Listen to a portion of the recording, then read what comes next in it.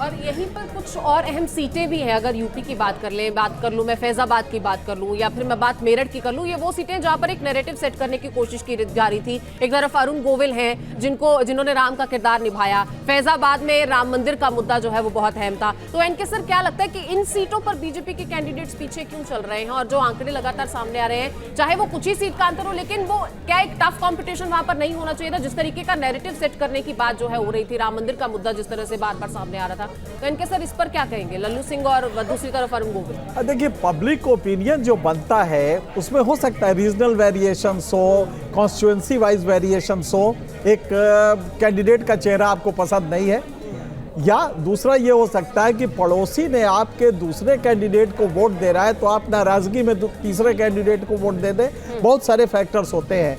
तो राम मंदिर तो बेस बनाया भारत के लगभग पूरे हिंदुओं में, बेस बनाया सोच का बीजेपी। अचानक आप देखें तो जो 20% पे रहती थी बीजेपी, वो अचानक 37% पे आ गई।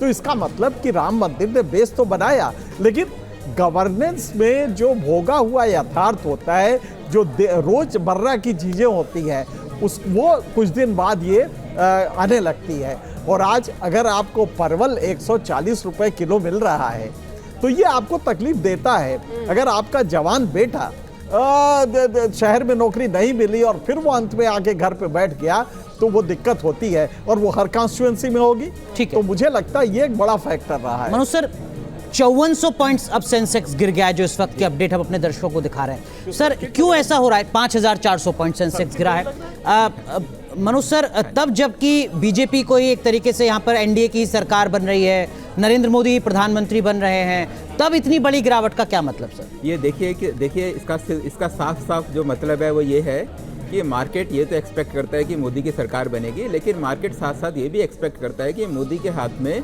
डिसीजन मेकिंग पावर जो पहले 2 टर्म में थी वो पावर नहीं रहेंगी, और जो इकोनॉमिक रिफॉर्म्स जिसकी हर किसी को उम्मीद थी कि उनके 3rd टर्म में होगा, वो उम्मीद उनको भी है नहीं। आपको ध्यान होगा कि मोदी जी हर भाषण में वो कहते थे कि 3rd टर्म में वो और ज़्यादा टफ डिसीजन लेंगे। बिल्कुल।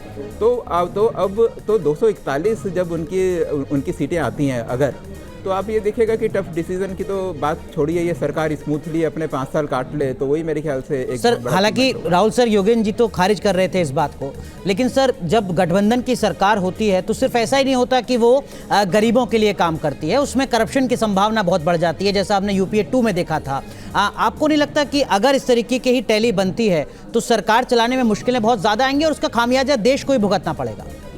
से मुझे डर ये है कि, और डर क्या मतलब, ये निश्चित ही होगा अब अगर यही स्थिति रहती है कि बीजेपी लगातार दबाव में काम करेगी, जिसको हम भैया दोहन कहते हैं या उसको कहते हैं पॉलिटिकल ब्लैकमेल होगा।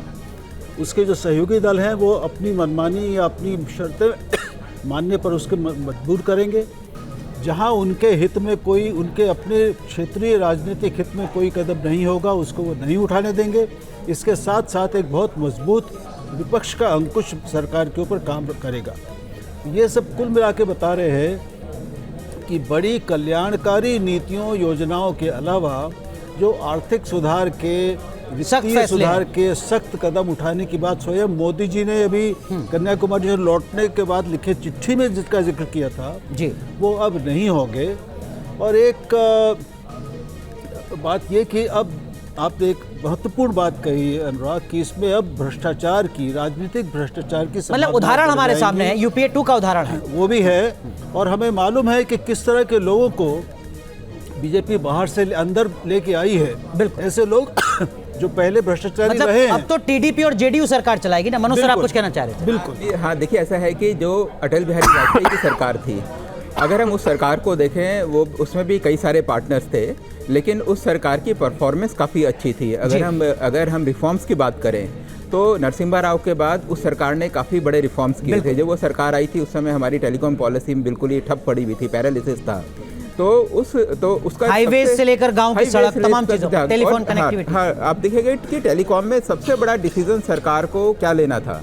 उस समय जो एग्जिस्टिंग टेलीकॉम ऑपरेटर थे उन्हें लाखों करोड़ों की फीस सरकार को देनी थी जी। उन्होंने सारी फीस माफ़ करी। माफ़ करने के बाद उन्होंने अपना जो तरीका था, उन्होंने जो अपना जो लाइसेंस फी थी उसका तरीका उन्होंने चेंज किया। तो इतने बड़े डिसीजंस भी लेने की उनकी हिम्मत थी और किसी ने उनके ऊपर किसी ने उनके इंटेंशंस को डाउट नहीं किया। आपको ध्यान होगा कि जो लॉस मेकिंग PSUs थी, सबसे ज़्यादा अटल बिहारी वाजपेयी जी की सरकार ने उसको बेचा। तो मेरे को लगता है कि अगर सरकार चाहे तो काम कर सकती है। और जैसे कि आपको ध्यान होगा कि एक जो नैरेटिव चला हुआ था, प्रधानमंत्री जी भी बोलते थे कि आप देखिएगा कि PSU के शेयर किस तरीके से भागेंगे। बिल्कुल। तो एक ये तो मानने वाली बात है कि कई सारी PSUs जो पहले नियरली सिक थी, वो सारी की सारी PSU से एक प्रॉफिट मेकिंग हो गई और उनके शेयर्स भागने लगे। तो लेकिन कहने का मतलब शेयर्स भागे या नीचे जाएं मतलब वो नहीं है। कहने का मतलब ये है कि वो PSUs अच्छा परफॉर्म कर रही थी और कई कंपनियां अच्छा काम कर रही थी। अब देखना है कि थर्ड टर्म हमारा कैसे चलता है। बिल्कुल।